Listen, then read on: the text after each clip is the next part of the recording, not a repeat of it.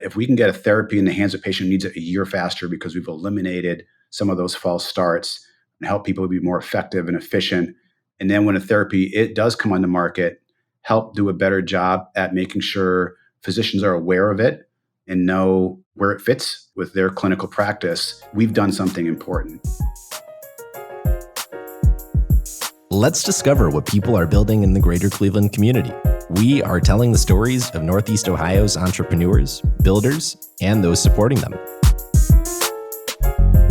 Welcome to the Lay of the Land podcast, where we are exploring what people are building in Cleveland and throughout Northeast Ohio. I am your host, Jeffrey Stern, and today I had the real pleasure of speaking with Lance Hill, CEO of Within3, one of the most capitalized startups in Cleveland with over $100 million raised to date. Lance started the company back in 2007 as a peer-to-peer engagement platform for physicians and healthcare practitioners, but soon identified the need for something more, a way to break down healthcare communication barriers, and a goal to help life sciences, pharmaceutical, biotech, and medical device companies get more from every engagement so they can move with a greater velocity to deliver life-changing therapies to patients worldwide. Today, Within3 boasts the world's top 20 pharmaceutical organizations and leading medical device companies as clients, over 70,000 patients and healthcare providers engaged, and over 65% of the global top 50 drugs covered on Within3's platform. This is an awesome conversation. We cover Lance's transition to entrepreneurship, successfully navigating pivots, technology's impact on business, lessons learned on leadership, culture, and startups, and ultimately building one of the largest and most successful companies in Cleveland's entrepreneurial ecosystem. So please enjoy my conversation with Lance Hill after a brief message from our sponsor. Lay of the Land is brought to you by John Carroll University's Boler College of Business, widely recognized as one of the top business schools in the region. As we've heard time and time again from entrepreneurs here on Lay of the Land, many of whom are proud alumni of John Carroll University, success in this ever-changing world of business requires a dynamic and innovative mindset, deep understanding of emerging technologies and systems, strong ethics, leadership prowess, acute business acumen, all qualities nurtured through the Boler College of Business.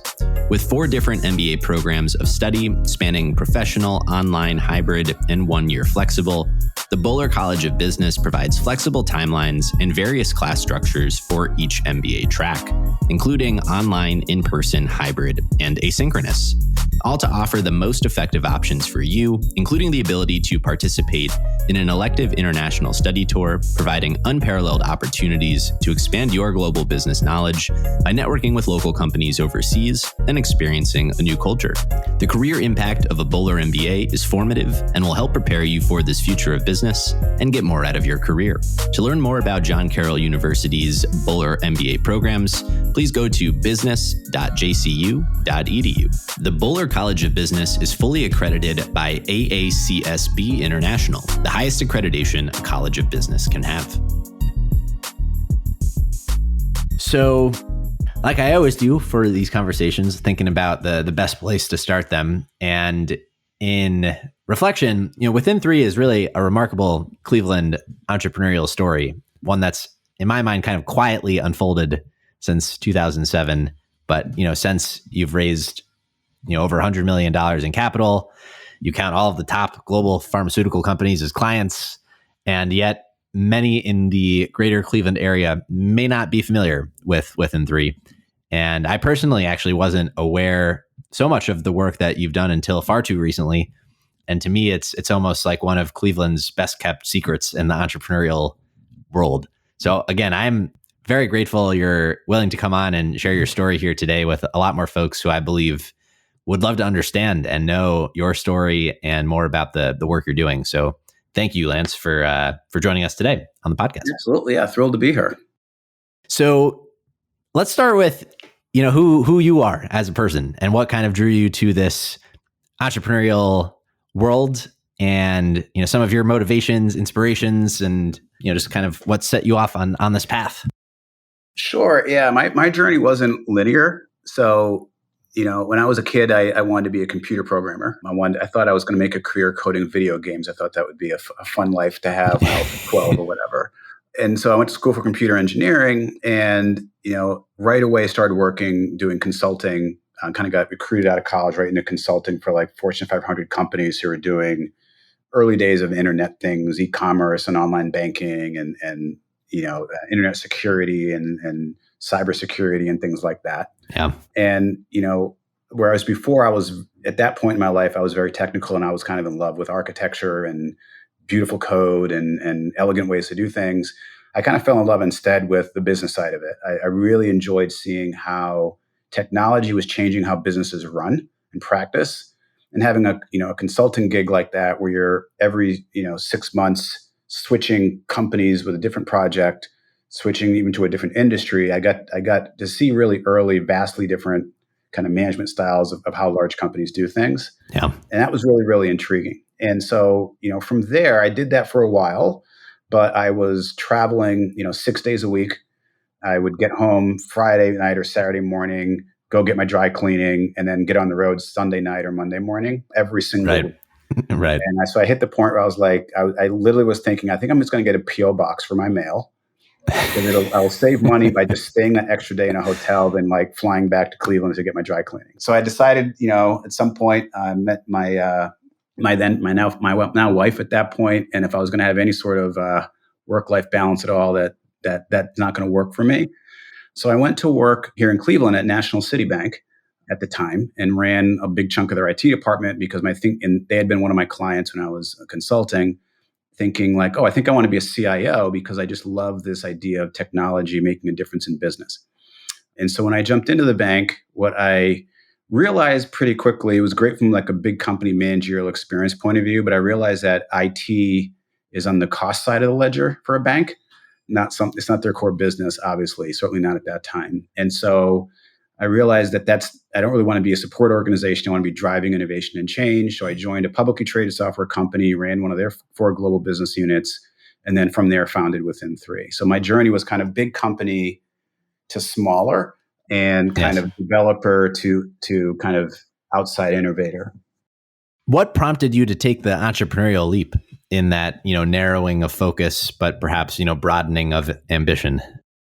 It was kind of the culmination of that journey, but certainly what happened is, so the company I joined was a company called Web Methods. It was a publicly traded software company, and we sold that business to Software AG, which is a German enterprise software company, in that 2007-8 timeframe. Yeah. And at that point, my decision was career-wise, either to continue on with Software AG, and as a global business, they had a big Pacific Rim business, and so their execs would very frequently go to Australia, up to Korea, for 4 full weeks every quarter, kind of routing through that. Headquarters was obviously in Germany. And so my choice was either could go do that and be kind of a global software, exec, or to start my own business, which was something that had been intriguing me. I had done a couple of early starts of a little entrepreneurism along the way, but never something I kind of went full time with. And so for me, it was a perfect chance. We had an exit, had an outcome. It wasn't, retirement level outcome, but it was certainly enough to say, you can go try this. And if you don't do it now, you're probably never going to. And so kind of wrapped that all up and said, let's jump in and start something.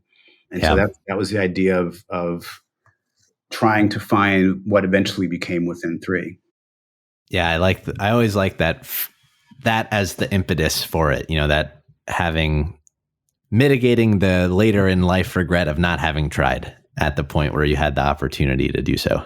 Yeah, there's certain points in your life where you can take a risk, and there's certain points that you can't. And I was at the age where, like, look, if we start having children and now I've got to worry about, just like grown up adult things, it's going to become harder. So it was like, now's the time to take the plunge. And so, that worked out really well for me. So I definitely was not the person who was like, I'm 22 and I'm going to go, create 9 startups in my career and be that person. I got started a little bit later than probably some other entrepreneurs in the area. So if you take us back to the early days of, even prior to formally founding Within3, how did you approach figuring out what to focus on, the sets of questions that were interesting to you at the time? if you had a vision, what it was at that point, just your process for navigating the idea maze, if you will, and ultimately, coming to what would become Within3. Sure. Yeah. So the technology that I was really, really interested in at that time was what was referred to then as Web 2.0, which was Yeah. basically social media technology, what we now know as kind of social media technology. And so, at that time, the number one social website was MySpace. Facebook was second. And LinkedIn was this weird business thing off to the side that like no one quite knew what it was exactly, but it was this weird business one. And the prevailing wisdom at the time was that either MySpace or LinkedIn or Facebook was going to win the consumer social media battle, one of those two.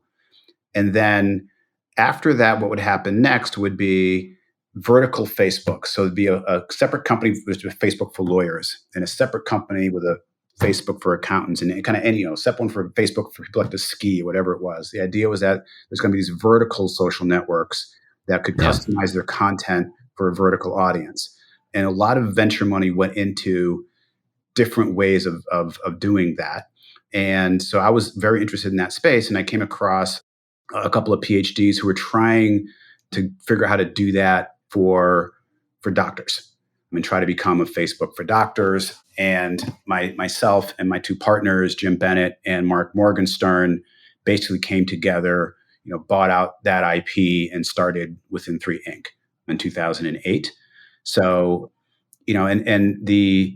at the time, it was very much a race. There were 5 other companies besides us trying to become the Facebook for doctors at that time. I remember our first app that we wrote was for BlackBerry because that was the thing that doctors used then.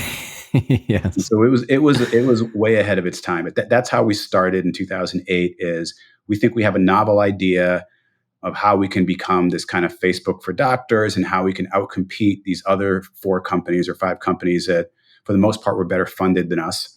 And we'll see what we can do. And that was the original idea. It wasn't where we ended, but that's where we started. Right. And knowing it wasn't where you ended, as you learned things along the way of building out towards that vision, was there a problem within that space you were seeking to solve, or was it this kind of holy grail idea of if you could build the vertical social network for doctors, then you would unlock certain things that you could build that solved future problems for that group of people? Yeah, the problem we were trying to solve, and it's still a problem today in healthcare, certainly in the US especially, is just the disparate care that people get depending on who their primary care physician is and what that primary care physician preferences are. So it was absolutely the case where for 90% of people, and this was, again, 15 years ago. So, even less now than there is in terms of online self-diagnosis on Google or whatever as your primary care physician. If I go into a physician and I have symptoms and that physician doesn't maybe perhaps know a specialist or have a network of people to ask about my symptoms, it might take me 3 or 4 or 5 people to get correctly diagnosed. And part of the problem was that structurally, institutionally, hospital systems, physicians in the same in different hospital systems were not collaborating with each other. Why would they? The Cleveland Clinic didn't see real value in referring patients to UH or vice versa, here in Cleveland. And the way that physicians were trained, it wasn't at that time a very collaborative medical school kind of team-based, kind of approach to healthcare. And so you could see it where, we both have the same symptoms. You and I go to 2 different physicians, even in the same healthcare system, and come out with 2 different diagnoses and 2 different paths forward. And so what we were trying to do with this is if we could connect all those physicians and create a place that was kind of sitting above the institutional walls that they sit in, where they could share information with each other in a secure fashion, not anonymized, private fashion. It's not going to show up on Google. It's not going to, run afoul of their, medical compliance concerns. That would really help health generally, and people could connect. And so what we were trying to do is we were trying to partner at the time with medical societies and things like that had these networks already, and create venues online that were interconnected. So kind of think of it like a LinkedIn, like almost like a shopping mall where the center of the mall is LinkedIn, And then the outside of the mall are these different institutions that have their own areas for their membership. So you could be a physician. I'm a member of the American College of Gastroenterology. I work at Cleveland Clinic, and I do nonprofit work for the Robert Wood Johnson Foundation. I would come into this virtual healthcare mall, if you will, and kind of have all that there. That was what we were trying to build. And so it was kind of a quasi B2B and B2C sort of business model. But ultimately, that's what we were trying to solve: is how can we help a physician make a better connection? We had some really great examples of that, where like during, physician in a different country looking to refer someone, didn't have specialists in that country, use our network to find someone, people asking questions all the time. And again, this was the early days of smartphones and things like that. So, we were feeling really good at first in that business model until the economic reality hit of what it would take to succeed, and the pivot. So if that initial focus is really kind of tethered to this idea of creating a social network that would enable physicians, practitioners, to have this kind of communication with regards to medical information, what were the economic realities that prevented you from pursuing that path in full? And as you thought more holistically about breaking down these barriers to communication within healthcare, how did you begin to reorient around where actually do the economics make sense, and what is the actual underlying business? Yeah, so there was in pure social kind of networking terms, right? The idea was that if you can get to quote unquote critical mass in terms of your network size and activity, and you can get user generated content going at a pace of critical mass, then you have an asset. And then how to monetize that asset is all the ways that have since been discovered and understood around advertising and data and things like that. But that was kind of the original thought. And like I said, there were a number of companies who are all trying to do this different ways. The company that's since done it, like 3 generations later, is Doximity, which is I think they're publicly traded now. But they kind of learned from the 2 generations, us, and there was another generation of companies that tried this, and then finally, I think the mobile device caught up to what this vision is. But yeah, the idea was that was what you were trying to do. And really, if someone's going to have professional level conversation, they need professional level content. And this is not something where physicians are just bored and feel like logging in to click around in an online social network. So the economic challenge that we had was to build to that critical mass point. We would have needed to have a lot of content to kind of stir the pot, if you will, and then we would have needed to have a lot of recruiting to bring physicians into the platform, and we would have needed to fund the business while we were building towards that point. And so being in Cleveland, which is different than being in other places, in the country, especially at that time, there was a company in Boston who was trying the same model, and they went out and raised like $50 million very quickly to basically drive their business to be the first to get to critical mass and be the Facebook for doctors.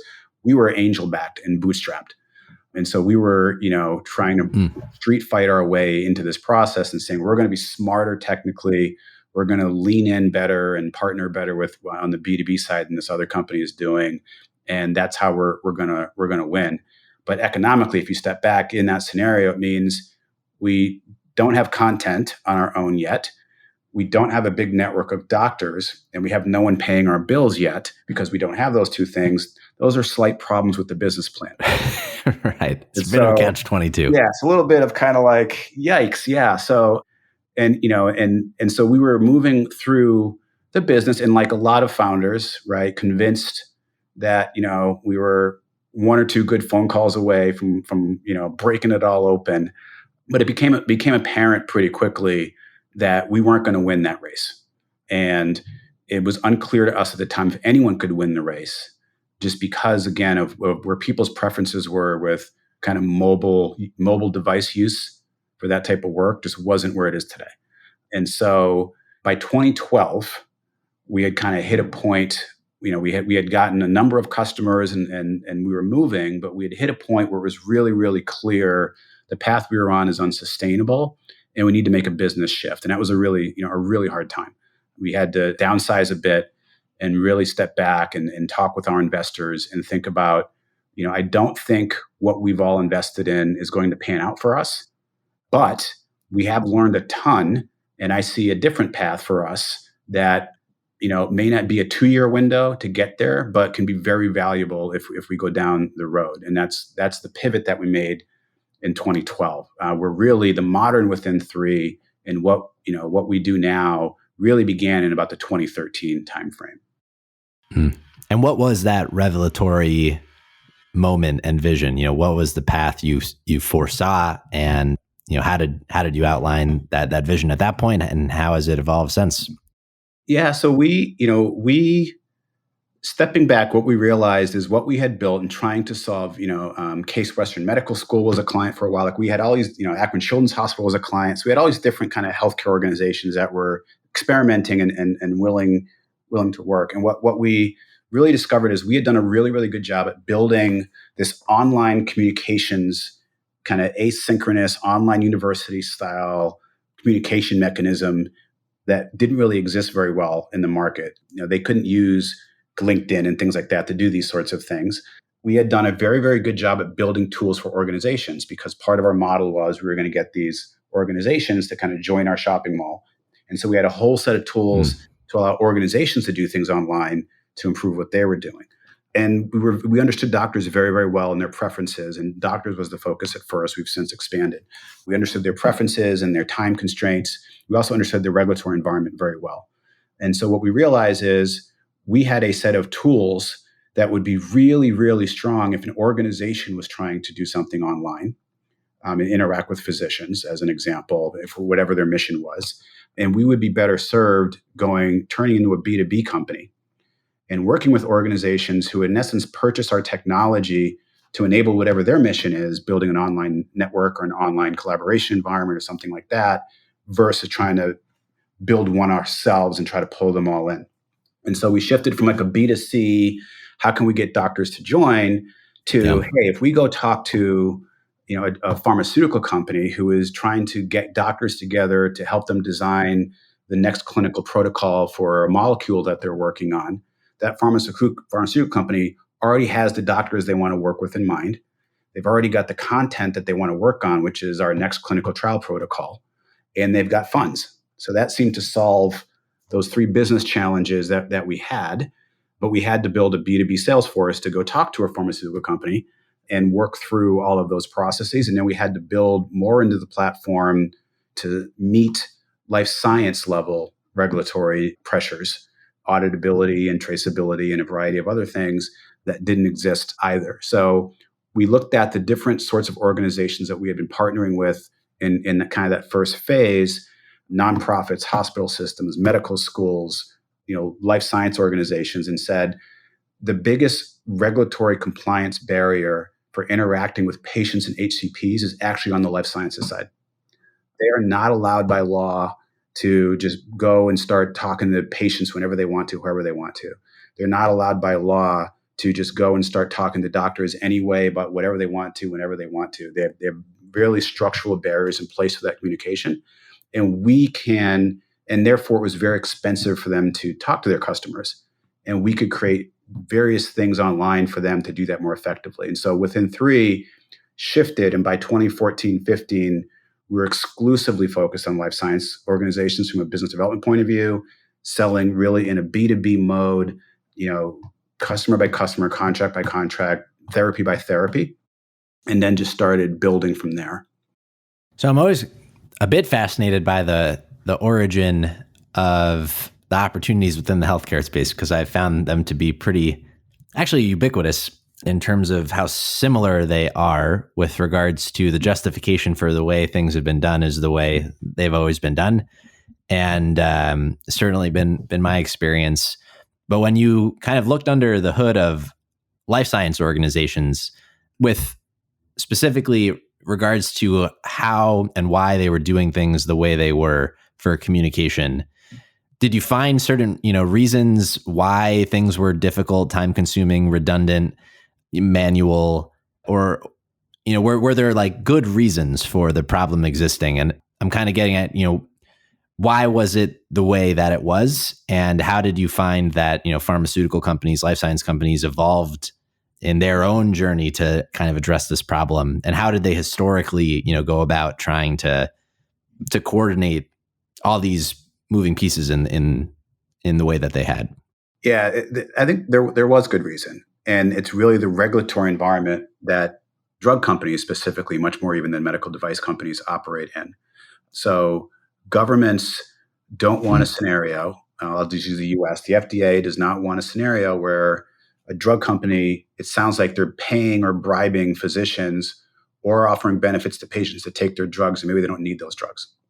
And so because of that fear, and it may be well founded based on behavior years ago of some of the sales groups and some of these different companies, all kind of major companies have really strong regulations around governing what a drug company can do or can't do. So like for example, in the US, you turn on a football game, you see these happy, shiny people on a commercial taking whatever drug, and then like the Right. side effects, this drug may make your hair fall out and make your skin turn red and all those crazy things.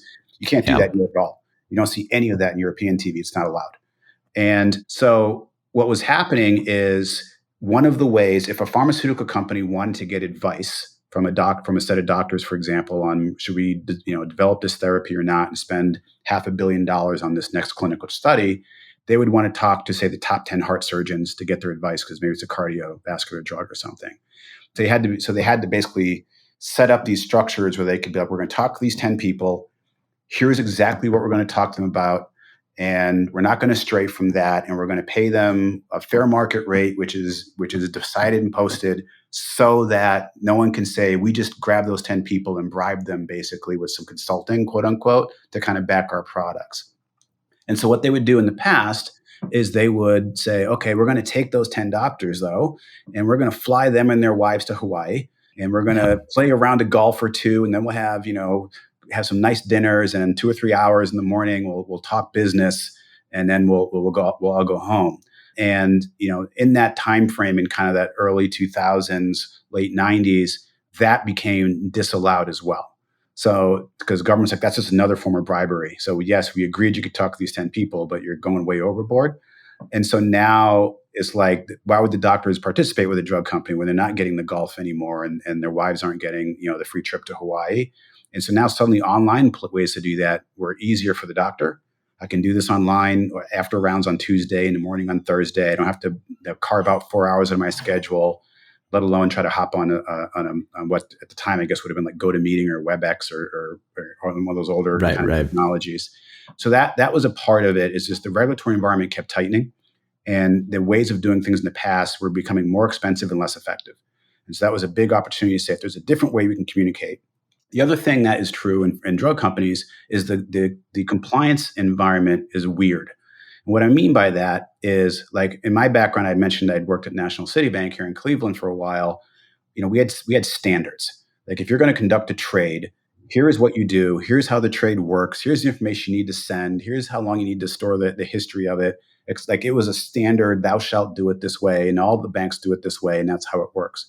You don't have that in life sciences. You have what they call guidance. So the FDA will issue guidance saying you should only talk to doctors about what your drug is approved to do. So if you have a cancer medication and it turns out that medication also cures diabetes, but you haven't gotten approval from the FDA that this drug can be used for diabetes, you cannot talk to doctors about your drug and diabetes. If you do, it's called off-label prescription. You're basically saying your drug can do something it's not been approved for, and we will fine you a lot. And when I say a lot, if you look back at the last 25 years, pharmaceutical companies have paid more in government fines than big oil has for oil spills. So they're fining companies hundreds of millions of dollars when they break some of these rules. But the government doesn't say, here is exactly the criteria under which we'll decide if you were talking about diabetes or not. They basically say, don't do it. And if we hear about it, we'll take a look and decide what we decide.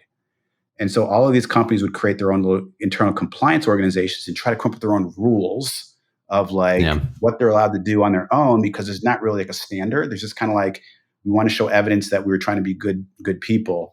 And so all of that made them even more concerned about adopting tech. And so we came along and said, you know what, we have the safest, most effective, most guardrailed sort of approach to doing this stuff you were doing manually online. And you can do it better, faster, safer, and much less expensive than what you were doing. And that kind of took the world by storm in that industry. Lay of the Land is brought to you by Impact Architects and by 90.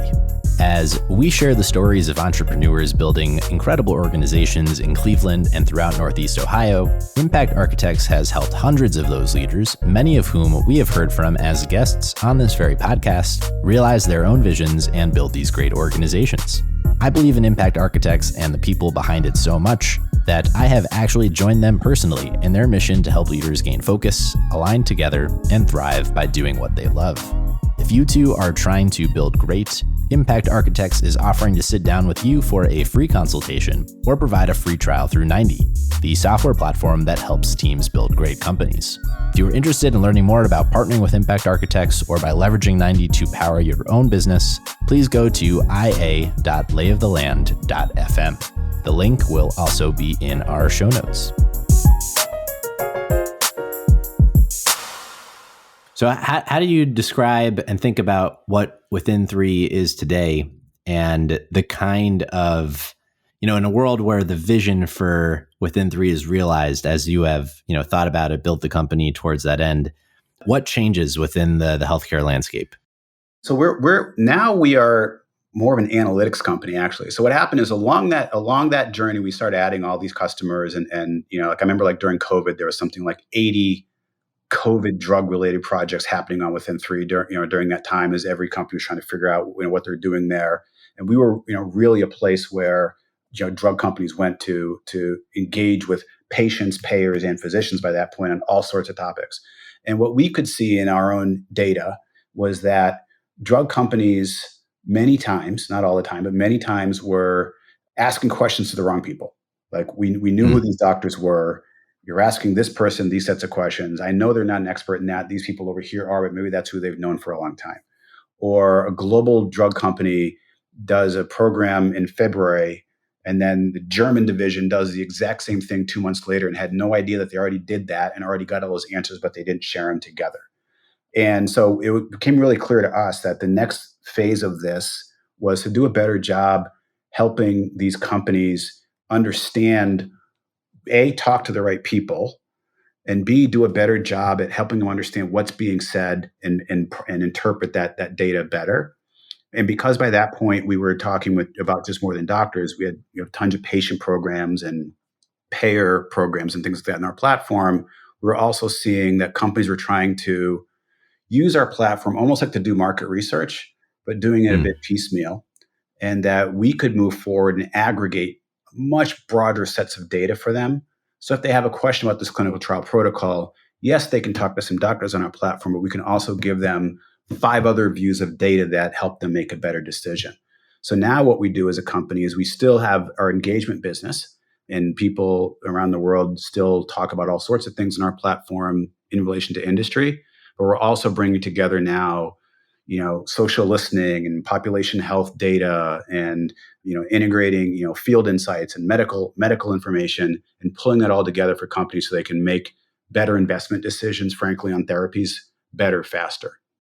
So I think it's fun to kind of ground it in what that original vision was for the social network that would enable medical communication, because it sounds like ultimately you did actually achieve the critical mass you were hoping to at that point, but with the top pharmaceutical companies as clients, with a vast majority of the top global drugs discussed on the platform. And that creates a gravity to it that, just pulls people into the Within3 ecosystem or platform. What do you think allowed you to achieve such a pronounced penetration within the market? What were kind of the differentiating factors that allowed you to kind of build this network in time? And how do you think about competition and strategically what is differentiated Within3 through your evolution? In the early days, we were first to market with this sort of approach. No other company, this sort of like asynchronous online university style interactions.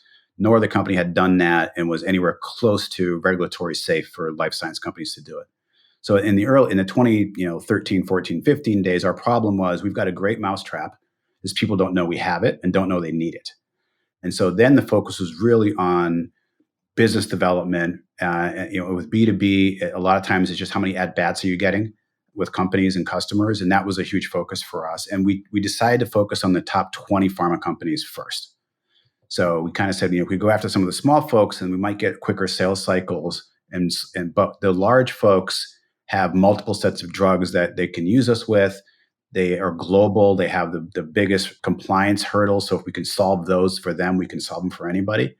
And so we used to, celebrate like, oh, we got, we have 5 of the top 20. Yes. Now we have 7. Yes, yes, yes. Now we have 9. Yes. Right. And we finally got to 20, like in 2017 or something. We were like, yes.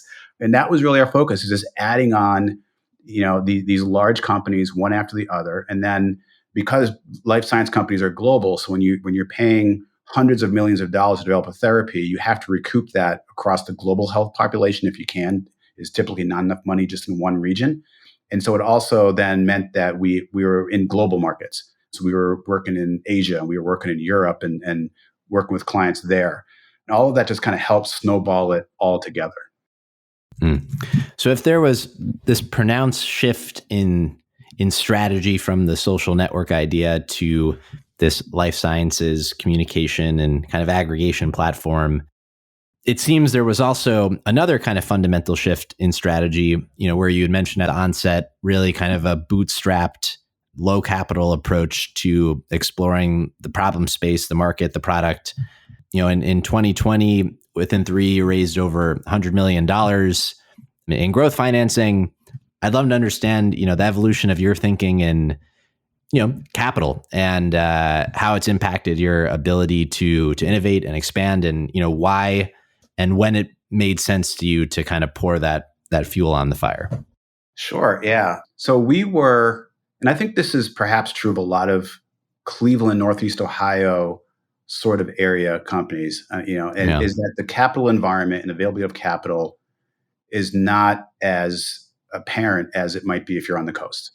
And it's harder to build networks to help you get to that capital here. There's, if you're looking for seed funding, your choice here is angel. If you want local funding, your choice here is an angel network, and there's a handful of organizations that may provide seed funding that are here. And then after that, you're done. And I think certainly at that time too, people weren't doing business virtually normally. And so if you were even going to think about getting funding in Boston, you had to fly to Boston and start knocking on doors. And that was. And so what we did is we basically did one of my Michael Solomon, who's the chairman of our board, said what we're doing is dry farming. And so dry farming is this concept, right, where you're farming, but you don't put a lot of water on the plants because you're not using a lot of water, i.e. capital. Yeah. And so the plants take a longer time to grow, and they're really struggling. But when they finally get there, the fruit is delicious.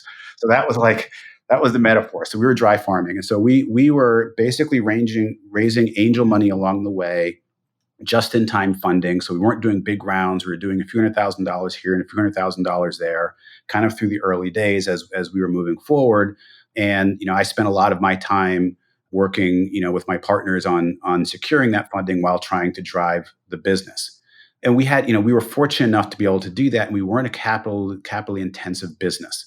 So it wasn't like we had to go buy, capital equipment and things like that. So we were just kind of writing software. We were selling virtually. We were servicing virtually. And so that kind of worked for us. And, and being in Northeast Ohio, what that made us do, I think, is try to build a solid business that wasn't losing gobs of cash, because we didn't kind of have that sort of like, I know our EBITDA is negative 50%, but our growth is 70%. So give us a bunch of money. Like that wasn't going to happen for us. Right. So right, the literal growth at all costs mentality. Yeah, and so we were a lot of very serious Northeast Ohio level angel investors invested within Within3 over the years. When we exited in 2020, so yes, it was growth capital, but it was basically a sale of the company. It was a majority recapitalization to a private equity company. We had massive returns for those investors. So I think at that point, we were the third highest valued tech company ever to exit Cleveland, and I think after Cover My Meds and Explorus. But the way our cap table was, almost the entire cap table was Cleveland, Northeast Ohio area, angels, entrepreneurs, and a couple of like seed and A stage funds who got really big returns at that. And I was really thrilled that all those people who stuck with me through the lean, dry farming years, got a big exit. And that was part of the thinking in 2020. Part of it was growth and part of it was liquidity, that we had been doing this for a while. And, we had some shareholders who had passed away and their children were now the shareholders, and so, with angels. So we had a big liquidity event, gave all of our shareholders the option of either cashing out or rolling forward or both. And then on the second hand, though, what we were seeing was this shift that it's not just about gathering what the doctors are saying. It's about what do you do with the information once you have it. And that requires things like AI, and it requires things like augmenting additional data into what you're doing to make the picture more useful to a client. And that would require us to make some acquisitions and grow. And we needed a serious backer to do that. And that was another reason for, in 2020, saying we need to grow up out of the kind of just-in-time capital to, if we want to take a real big swing at bat, we need more of a scale-up sort of investor versus a startup sort of investor at our table. When you think about that big swing, what does success mean to you? Like what ultimately is the impact that you hope to have with Within3, and looking back in retrospect? As I've spent now, a longer time, 10 plus years exclusively focused on life sciences, right now it's about how can we get therapies into the hands of people better and faster. Drug development takes a long time. It's really expensive. The success rate is very low for molecules that look promising in the lab to what actually can get into a shot in your arm, to help you with something that you may have. And those same structural barriers to understanding your own market, understanding what patients want or think, what physicians want or think, or what payers will pay for and why, still exist. And obviously in the US as well, we bear a huge percentage of the burden of that R&D, which you'll hear all the politicians talk about with the drug pricing conversation. And so, what I want Within3 to be able to do is help make that whole process more efficient. If we can get a therapy in the hands of a patient who needs it a year faster because we've eliminated some of those false starts and help people be more effective and efficient. And then when a therapy, it does come on the market, help do a better job at making sure physicians are aware of it and know, where it fits with their clinical practice. We've done something important. And so that's how it's evolved. So it's less about, like it was in the early days, are the physicians all talking to each other. And now it's kind of Right. like physicians have the right therapies in their pocket to help a patient when the patient walks in the door. What are you most excited about at this stage? I'm always excited about innovating and doing new things. And so, Yeah. we have, we leaned way into AI and Gen AI and predictive AI. And so our solutions now are heavily AI based. We think there's a lot more things we can disrupt in terms of the status quo in life sciences by applying targeted AI in combination with the data that we have and the analytics that we have and the customer set that we have. And that's all really cool. And my still passion from when I was young, which is I love seeing how technology changes businesses, is still my core driver at the end of the day. And so that's happening now. And I find that to be really cool and really fun. I'm at a fortunate place in my career where, I'm not worried about putting a second mortgage on the house to make payroll that week, which is something that did happen to me, in those lean years. And so I can kind of enjoy the part I like without some of the existential crisis that entrepreneurs face at earlier stages. And that just excites me. And then, at this point in my career too, I'm starting to spread my wings a little bit and network a bit more and give back a bit to, folks who are on or Within3 ride just 10 years after I started it, but with their company. And how can I be helpful and wherever I can. What does Within3 mean? I realize I should have asked this question earlier, but yeah. So actually, if you're familiar with like everybody's connected to Kevin Bacon within 6 degrees of separation. Yes, so yes. I know someone who knows someone who knows someone who knows Kevin Bacon. Like that meme was big when in that time. And in healthcare, physicians are actually within 3, not 6. So because of med school and where they're training and hospital systems and nonprofits that they work in and continuing education, a doctor in China and a doctor in Iowa are probably within 3 degrees. So the Within3 name came from that, the idea that we understand, it's actually 2.7 to be exact, 2.7. Well, you round up. I round up to 3. So because within 2.7 doesn't sound as cool. So we went with Within3. And so Within3 is a place where you can come and connect and see how that works. That was the original idea. But we've had a bunch of people with that name. It's been funny over the years. I remember I was in one meeting with a client, and we're introducing ourselves, and they say, "Oh, you play chess." I'm like, "That's random. I don't. Why? What are you talking about?" He said, "Well, Within3 moves to checkmate, right? That's where the name of the company comes from, right?" I had a French meeting where they thought they're thinking like menage a trois. Like, what are you guys thinking about Within3? So it always makes for a good conversation when people ask that question, but that's where it came from. 2.7 degrees is how people are connected around the world on the physician side. Within3. Love it. You mentioned at the onset of your career, this really broad set of exposure through consulting to different styles of leadership and management within an organization. I'm curious, as you leverage that experience into the founding of Within3, what you felt would have been your leadership style and how it's evolved over time from learnings along the way. When I started the company, I would say the difference between me now and me then is I was very smart and not very wise, if that makes sense.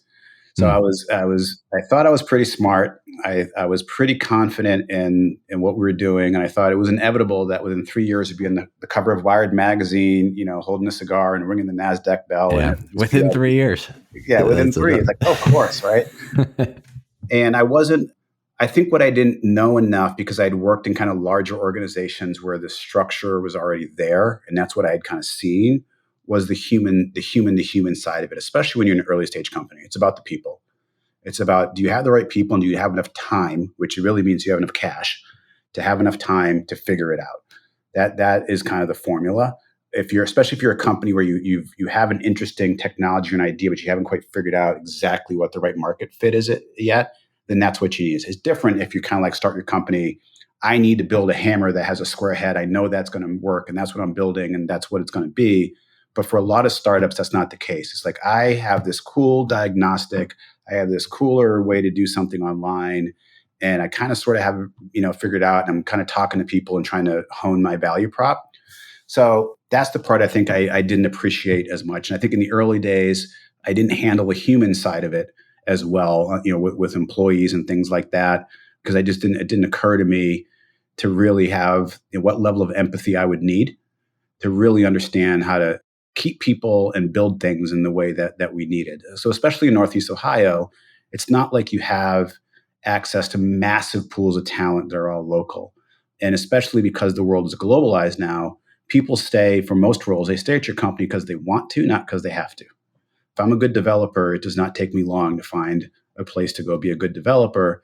And so you have to build, I believe, if attrition matters to you, and I think it does very heavily, you need to have an organization where people want to stay, not because you're doing foosball tables and crazy things, but because you treat people like grown-ups, you're transparent, you're honest, and people believe in the mission, and you're having some success.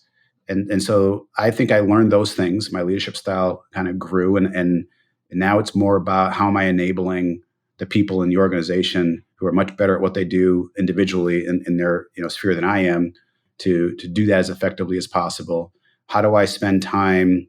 It's the same message, but how I might share an idea with a group of developers in my company is different than my people who service my Fortune 500 pharmaceutical clients, is different than my marketing team. It's the same message. We're doing analytics, AI, X, Y, and Z, but how I would translate that is different. So that was a learning. It's how to kind of speak those different languages in your own company so that everyone understands and feels connected and feels part of it versus not. So in a weird way, I'm almost like the opposite of the Elon Musk style leadership, which is, work 90 hours a week and I'll fire you and I don't care sort of thing, at least what you read. I don't want to get on Elon Musk's bad side, but so I've read, and more about how do you create a sustainable environment where great people will want to give you their all and want to keep doing it over time. There's no line item for cost of attrition on a P&L, but there should be, because I think when you look at how much it costs to train someone, recruit someone, how much time that takes, train them, bring them on board, then when they start not working out, you're spending time trying to work through all of that. Then you realize that's not going to be successful. So then you let them go. Probably other people in your company are picking up their slack, so they're miserable. And then you start the whole process again. And so if you're in a company like ours, where you're trying to kind of maintain long-term relationships with large organizations, that's a death spiral. And so I came to appreciate the skills I would need as a leader to have an environment where if someone wasn't performing, that's different. But I didn't want to lose people I didn't want to lose. And I wanted to create an environment where even if I wasn't the highest paying company out there for them, that I was still the place they wanted to stay. That's powerful. What do you feel have been the most painful mistakes that you have made along the way that really stick with you to this day? So the first one I will say is what I would call the mistake of the false positive. And this is something that B2B companies, early stage startups get a lot. Our first big drug company bought like a big project from us. We were like, yes, we figured it out. And if we can get 10 more guys to do what this company just did, we'll be a great company. We were celebrating like we figured it out. And it turns out at the time that company was in a position where they had felt like they hadn't been innovating for the last 10 years. And they moved a bunch of money to this innovations group they could fund pilots and projects. But the rest of the industry didn't work that way. And the rest of the industry, all the money was still at the drug level, who wasn't really interested in spending huge amounts of money on new experiments with this new online technology stuff. And so we kind of said, oh my goodness, we figured it out, home run, we've won. We're building plans showing, the needle going up and to the right. And it turned out that we were wrong. And we had a lot more work to do to actually figure out what is the right pricing and packaging, what is the right set of products that will work for many customers versus this exception that we found that wasn't really indicative of how the rest of the market was going to work. And that was something that I think was a big lesson learned, because that's when you start really missing your projections and your milestones. Like, this is not going like I thought it was. How can this be when we've already quote unquote proven that this is how it's supposed to go? That was a big one. So that was a misleading leading indicator. And a lot of times what happens with startups in the B2B side is you get your first big company, your first big whale, they might call it, right? And they want you to go do a bunch of stuff. And you're like, well, they're paying most of the bills right now. I'll do whatever they ask. And it turns out what they're asking you to do is not sellable anyplace else.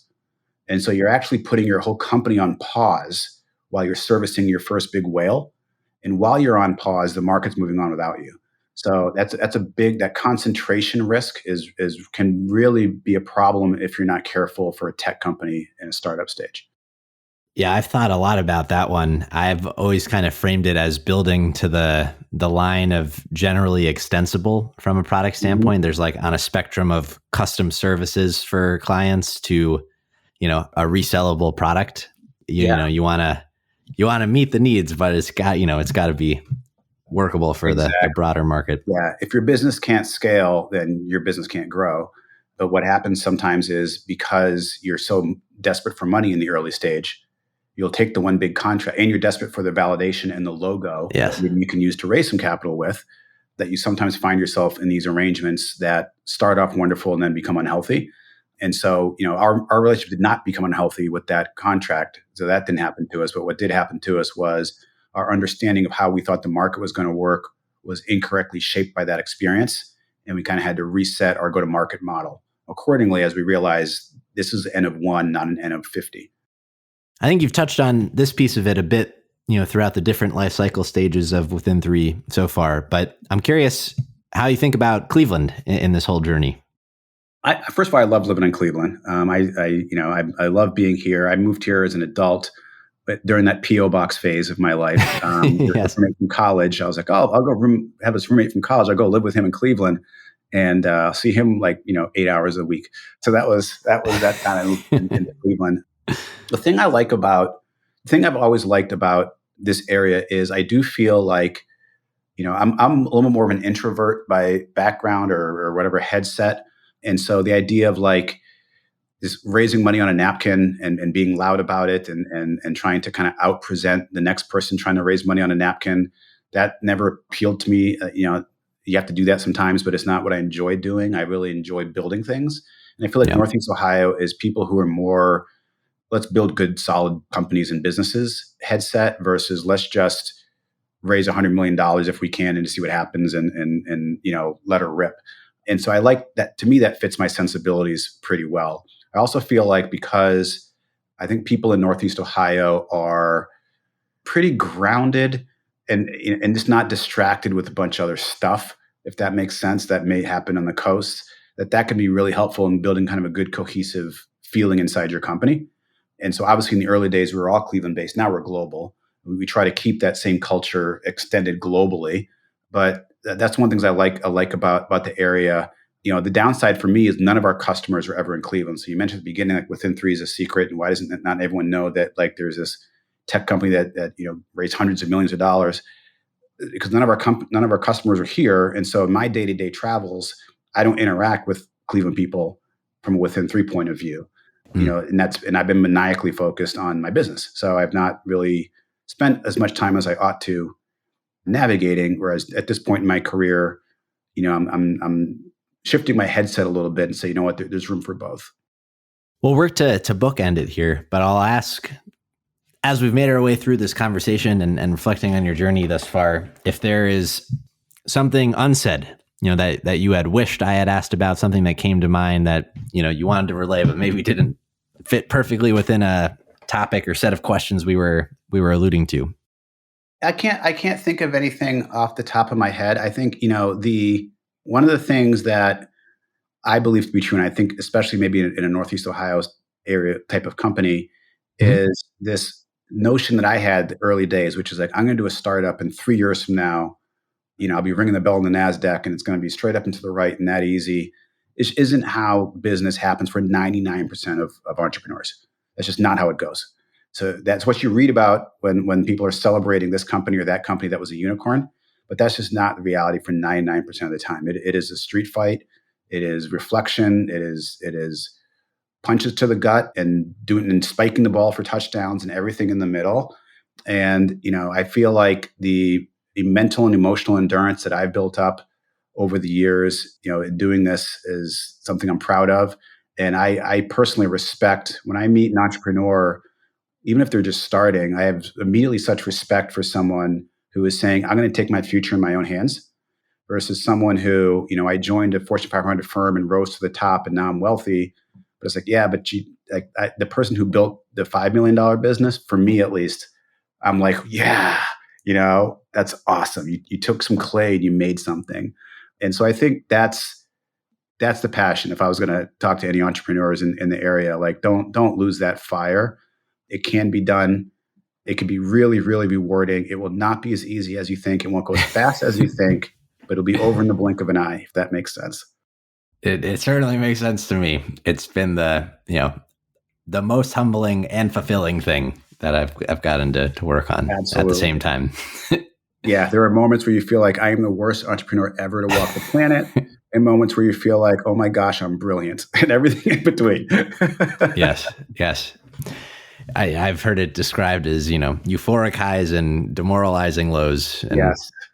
The roller coaster up and down between those two. Absolutely. Cool. Well, I'll hit you then with our traditional closing question, which is for your favorite hidden gem in Cleveland, for something that, other folks may not know about, but perhaps they should. If I had to pick a hidden gem in Cleveland, just from my experience, I would say that there are sets of people in Cleveland who are very successful and very experienced, and back from my angel network days, who are probably a degree or two degrees away from you, and you just don't know because Cleveland is not the place where a lot of that is exposed. So I think there's a lot of hidden gems in that. There's untapped pools of knowledge, advice, and capital that is there, that is outside of the way where it's kind of pooled and some of the more the structures, and some of the venture type funds and things like that. So I think that's a really, really cool thing, is to communicate and connect with those folks. I agree. It's very much in the spirit of this podcast itself. The receptiveness people are also to just anyone who's curious and makes the effort to reach out. Yeah, absolutely. Yeah, it's fun. I've just been blessed. I met so many people along the way through this journey, some of which had nothing to do with tech, didn't make their money in tech, didn't know anything about tech, but knew about human beings and how to do business. And I've learned so much over the years. Well, Lance, I just want to thank you for taking the time, coming on, sharing your story. To the degree we can have a few more folks aware of the pretty incredible work that you've done over the last many years with your team and with Within3. I'm excited to share the story. Well, great. Thanks for having me. I appreciate it. Absolutely. If folks had anything they wanted to follow up about, learn more about the company or otherwise, where would you direct them? LinkedIn. Lance Hill on LinkedIn would be where I'd direct them. Perfect. Well, thank you again, Lance. Great. Thanks. That's all for this week. Thank you for listening. We'd love to hear your thoughts on today's show. So if you have any feedback, please send over an email to jeffrey@layoftheland.fm or find us on Twitter @podlayoftheland or @sternjefe, JEFE.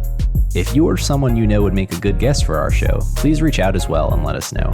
And if you enjoy the podcast, please subscribe and leave a review on iTunes or on your preferred podcast player. Your support goes a long way to help us spread the word and continue to bring the Cleveland founders and builders we love having on the show. We'll be back here next week at the same time to map more of the land. The Lay of the Land podcast was developed in collaboration with the Up Company, LLC. At the time of this recording, unless otherwise indicated, we do not own equity or other financial interests in the company which appear on this show.